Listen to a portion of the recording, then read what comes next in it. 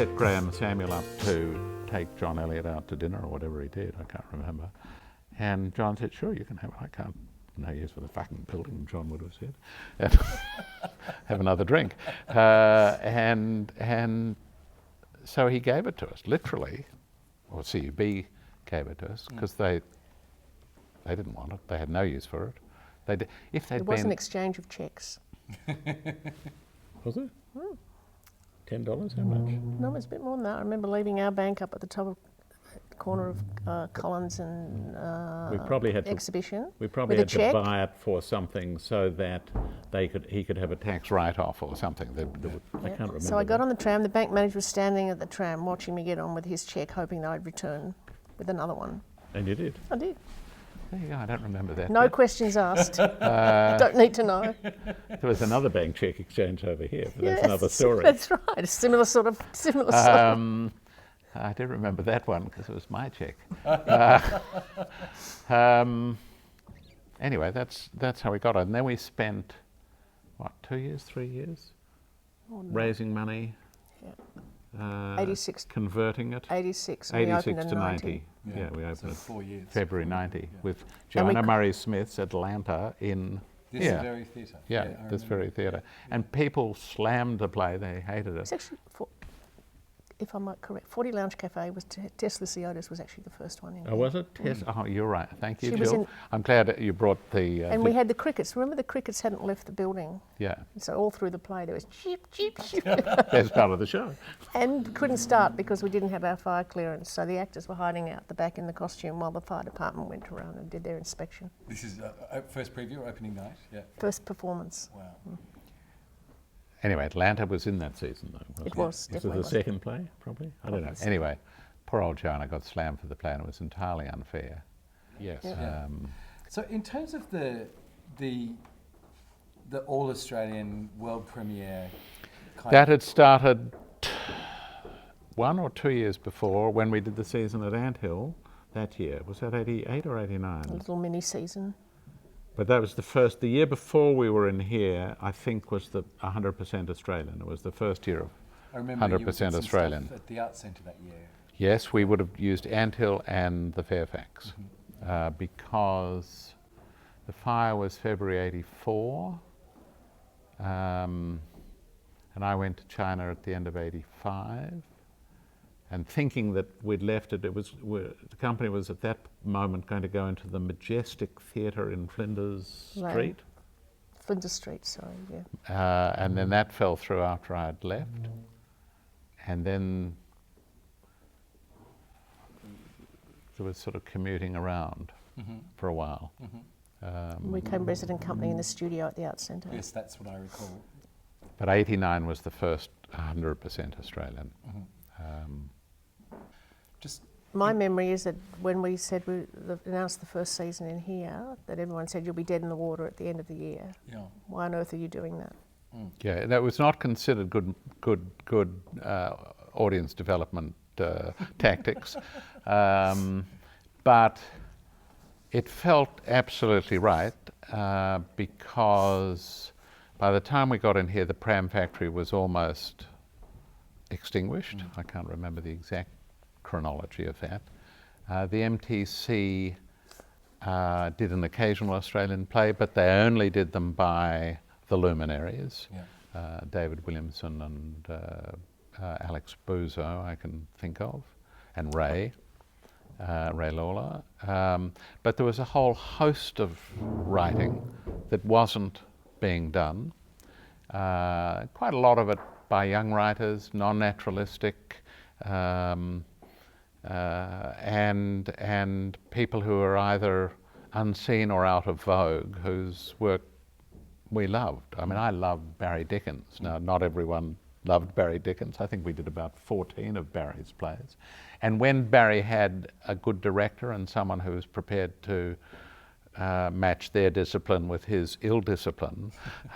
Tom's been through it. Yes, I've done that process. The results could be absolutely wonderful. I think of Rex Crampon's production of A Couple of Broken Hearts, which was just lyrical about the horrors of Yass.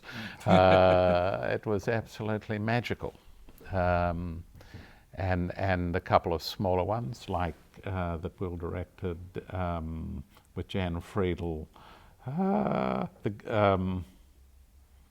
Anyway. Ball Boys? That No, wasn't his. no. Duck Variations? Oh, no. I know the one you mean. Golden Goldbergs. Goldenbergs and the anyway, and writers who were writing about what I thought were important themes. Roger Pulvers, who probably is not, most people would say is not a natural playwright, but he was writing about really important themes: the Americanization of Australia, the Second World War and Japan, and so we did his plays. Now they were never popular. I once said to Roger, please write me a popular play. So he brought me one of his plays that we'd already rejected as not being good enough, and he'd filled it with Jewish jokes. and it actually didn't make it any better. I loved reading the jokes, but we didn't do that one. And Therese Raddick was not a natural writer, but if you got the right director for her, she was writing about important things. We mixed her up with Barry Kosky with The Emperor Regrets, another play about Hirohito, and they fought the whole way, appallingly, and Jill and I probably, in that and many other plays, you know, became more psychiatrist than director and general manager. But when you got the relationship right between the director and the writer, which is sort of central to everything, then often you got fantastic results. And we commissioned a lot of plays. Hotel Sorrento we commissioned and was done first in the Merlin. And I remember that we commissioned Hanny to write a play, and she said, okay, that's great, I'm going to write a play about a bus trip that she and, I don't know, 20 young Australians took around Italy.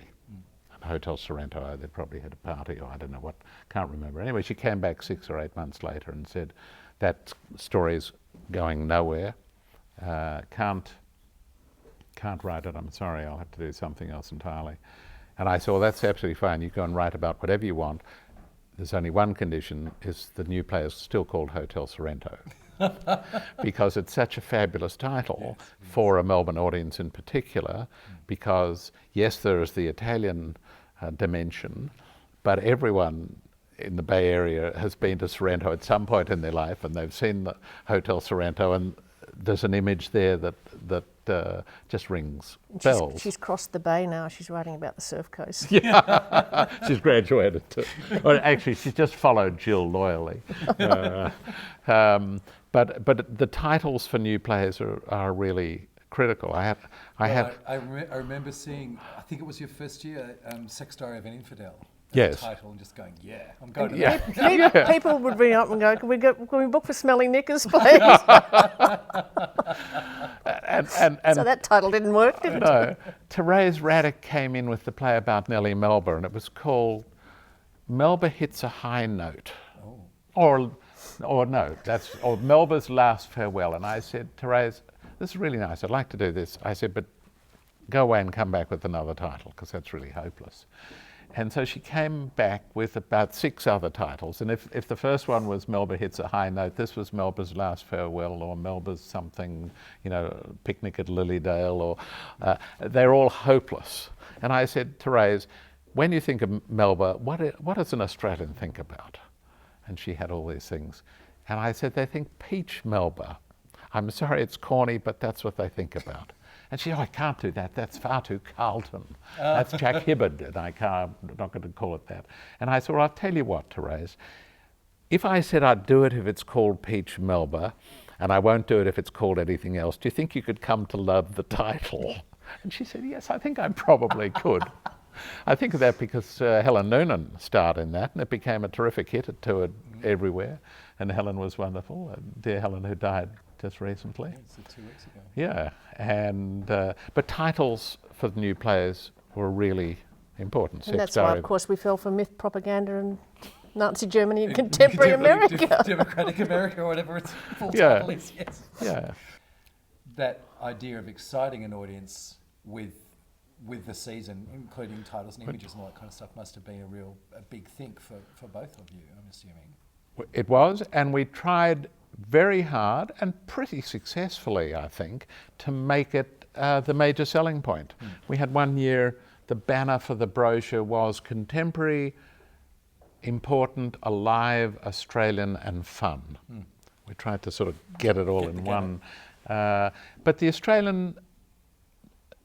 Australianness of the work attracted an audience who became very loyal to it, because they knew that even if the play was not great, and we had lots of dogs, Just put that right out there. as you do, well, as you Yes, do in yeah. any Well, season. no matter where they come from, you can have dogs. Yeah. But you can't create a national repertoire unless you do that base, and out of that you get the Hotel Sorrentos and the Hates and whatever they are.